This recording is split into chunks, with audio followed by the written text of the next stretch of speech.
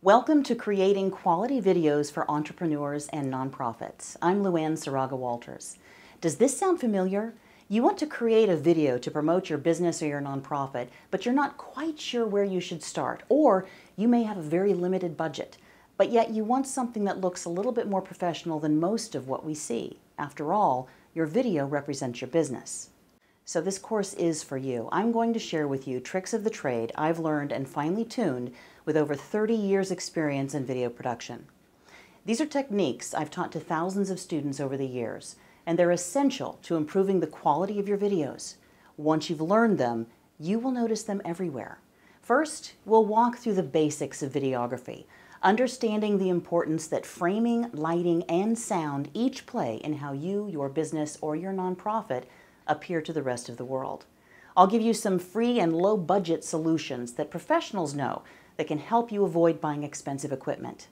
Next, we'll walk through each of the stages of developing a video: pre-production, production, and post-production.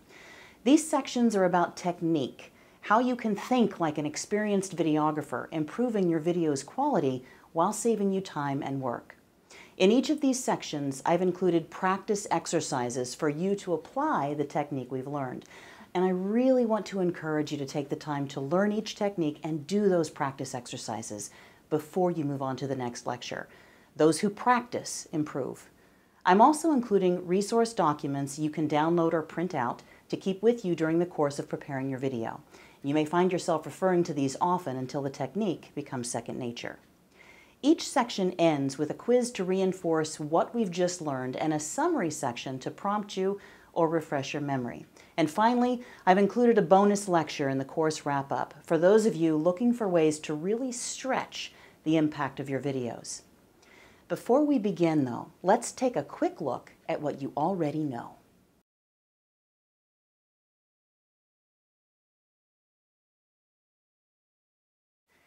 In this day and age of digital technology, chances are good you've had at least some experience making videos on your smartphone, tablet, video camera, or even DSLR. The course goals give you a pretty complete idea of the knowledge that you'll gain from this course. And to see where you might be right now, let's take a quick survey. As I make the following statements, write down if you can say yes or no. These statements are fundamental to this course, and if you learn these throughout the process of the course, you will well be on your way to achieving the course goals. So here we go. Remember to answer yes or no. I understand look space, headroom, and the rule of thirds when framing a subject. I can make creative use of the lighting around me so I don't detract from the message. I know how to customize my pre-production checklist for my video to save time and frustration. I understand basic editing technique and how to use handles, transitions, graphics, and music to enhance my video. We'll repeat this list at the end of the course. It's always fun and rewarding to see how much you've learned. So let's get started.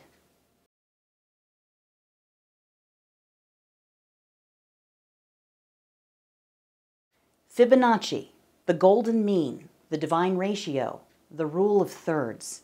It's been called many things, but what is it? Well, it's natural for one thing. We know what is pleasing to our eyes based on what we see, and nature provides the key. Look at the following pictures. This shell is an example of a Fibonacci spiral, a sequencing of numbers reflected throughout nature and even in the human body. For those of you who want to dive further into this natural phenomenon, then look up Fibonacci spiral in Wikipedia for some fun facts. The sequencing is based on numbers increasing in a certain pattern, which for some reason we find pleasing. We may not really understand why it's pleasing, but to make it easy to replicate, we boiled it down to the rule of thirds, allowing us to frame our subjects easily and with a much more professional look. Think of the rule of thirds as your intellectual production assistant. If you make it a habit of intentionally looking at a shot with the rule of thirds in mind, you will easily find the right location to shoot an interview, the right props to add to the set, the right amount of zoom in or out that you might need for emphasis. You have this skill intuitively, just as your body is an example of this natural rule. And here's how you can identify your skill. Here's a picture using the rule of thirds. Here's the same scene without using that rule. How do you feel about the picture on the left? How do you feel about the picture on the right? Most people will say the picture on the left is more calming, more structured. The picture on the right may feel scrambled, uncertain, or even may not register any feeling whatsoever. Once you tune into that natural skill, you'll see the rule of thirds everywhere you go. In the meantime, take a mental note to use those grids that we've used in this lecture to line up your subjects appropriately.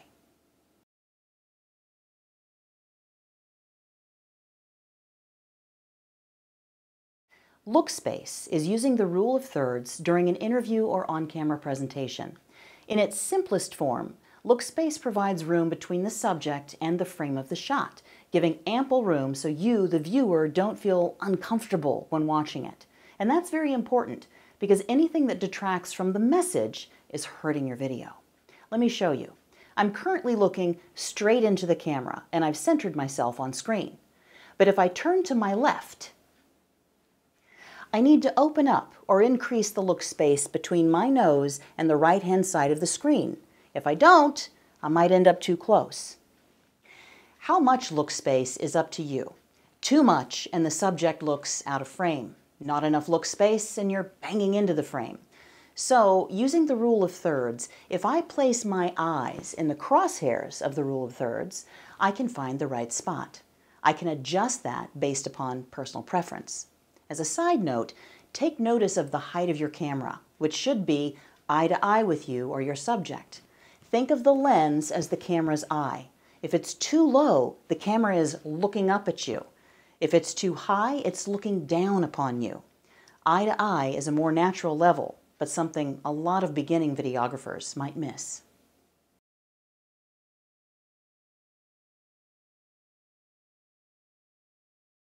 Headroom is another basic means of framing a shot, and in its simplest form will improve your video quality.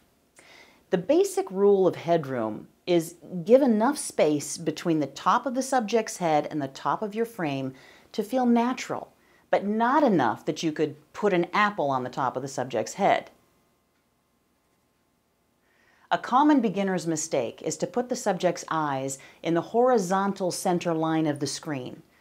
Instead, being intentional about your headroom, place the subject's eyes in the top third of the screen and adjust your headroom accordingly. The more you practice the rule of thirds, look space, and headroom, the more this will become second nature. But there are times when you want to toss these rules out altogether, and when you're ready for the next lecture, we'll talk about it.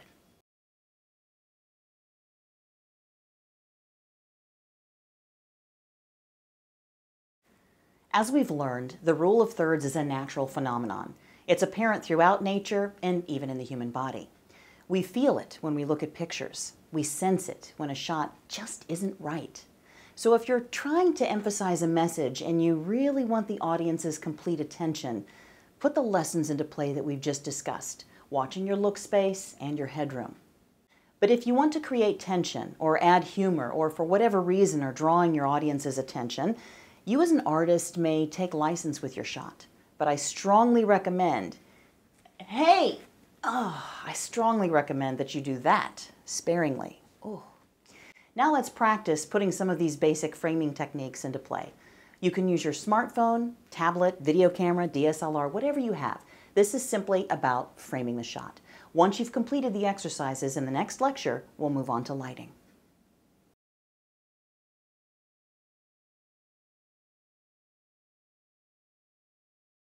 Like framing a shot, lighting is an essential part of improving the quality of your video. Cameras today, even most smartphone cameras, are exceptionally good at improving the natural state of lighting in your shot. Lighting is meant to complement, not distract from your subject. It's also not meant to create a whiteout situation. In other words, you should have some shadow apparent. Look at these three photos. This is a photo of my grandmother taken in the late 1930s. Even then, lighting standards applied. Note the shadow on one side of her face. This helps our eyes see a two-dimensional subject in as close of a way as possible as our eyes naturally do in 3D. Our brains make up for poor lighting in real life, whether it's too dark or too light. We make the adjustment and we move on. But video is two-dimensional. and we need shadow to give the sense of 3D that we naturally see. This photo is of my mother, a professional photo taken when she worked at the Apple Store a few years ago. Notice the shadow again on one side of her face, giving depth to the two-dimensional picture. And this is my wife. Using natural lighting as the sun was setting, we captured just the right amount of shadow to give definition to her face without needing to add in any supplemental lighting. But sometimes it's more challenging, especially inside. First of all, if you're shooting inside, find the light sources. They may be windows, lamps, or overhead fluorescent lights. Some videographers prefer to shut off all interior light sources and bring in light kits to create their own atmosphere. But for those of you on a budget or needing to create supplemental lighting for free, here are some valuable tips. Use light from a window as the foreground, not the background. In other words, don't put the window behind your subject. Rather, put the camera between the window and the subject. That way, the light from the window works with you, not against you. Avoid placing your subject directly below a fluorescent ceiling light, as it can create really harsh shadows under their eyes, nose, lips, and so on. Instead, place the subject directly behind the spot created from the overhead light. This will again help you light your subject. If you need additional lighting, table lamps work wonders. Remove the lampshade and let the bulb be your helper. Using the lights available in the room, table lamps or LED lights, you can create a simple three-point lighting system. If you're not familiar with three-point lighting, the basics are that you need a key light to shine directly on your subject, a fill light to help fill in lighting off to the side of your subject, and backlight to give definition, there's that 3D imagery again, definition to your subject. With a little bit of thought, you can make the lighting complement your subject and improve the quality of your video.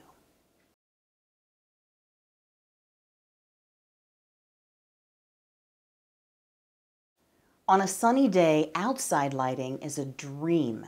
Using the simplest rule to never shoot directly into the sun, unless you want to create an extreme situation using artistic license, of course, position the camera between the sun and the subject.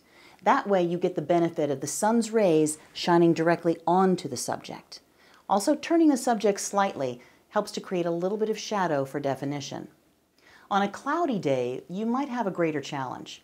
The clouds can create awful shadows under eyes and elsewhere. One of the tricks of the trade I learned as a news reporter was to always carry a roll of tinfoil. Why? Because tinfoil acts like a reflector. And when it's positioned just below the subject, it reflects up the additional lighting that you need. Car window reflectors work the same way, and white poster board will do in a pinch. You may want an extra set of hands to help you hold whatever reflector you're using, so keep that in mind when you're planning your shoot. Now let's practice putting these basic lighting techniques into play. Once you've completed the exercise in the next lecture, we'll move on to sound.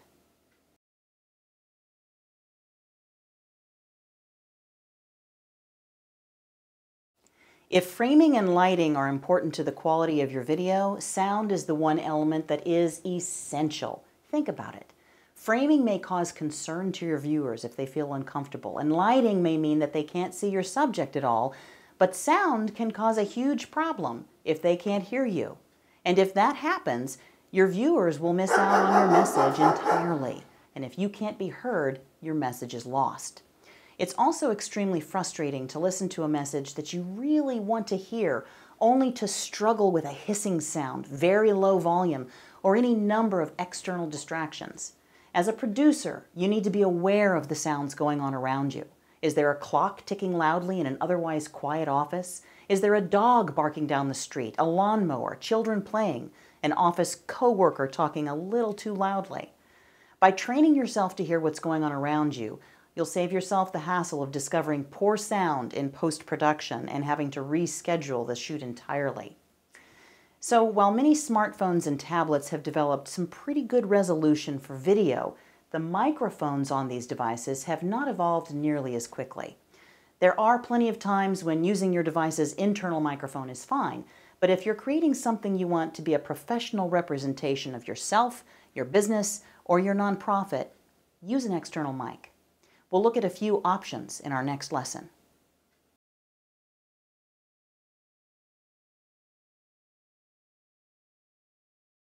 When shooting a video, a lot of my beginning students say that they think the most important part of the video is the production, the actual shoot. And while you do see the work being done in that phase, it can actually be the least important. It's all the planning that you do prior to the shoot that makes that shoot go well and effective. So, we'll be spending some time in this section, pre-production, to really look at all of the elements that you may need in order to create a quality video and save you time and hours of work. You may already have an idea of a video that you want to use to promote yourself, your business, or your nonprofit. So in thinking of the video that you want to do, let's take a look at how we go about planning it. First, determine what is your strongest or most compelling part. You want to lead with that. Get your viewers' attention immediately. It may be a good soundbite from a person, it might be a graphic, a quote, a video clip, a picture, or even a piece of music. Then create the framework of the video from beginning to end. Some people like to do this with an outline format and others prefer a storyboard. Whatever method that you choose, this process will get you into the flow of your video. What will it look like? Will it start inside and move outside? Will it be shot during the day, at night? You'll want to include these details each step of the way.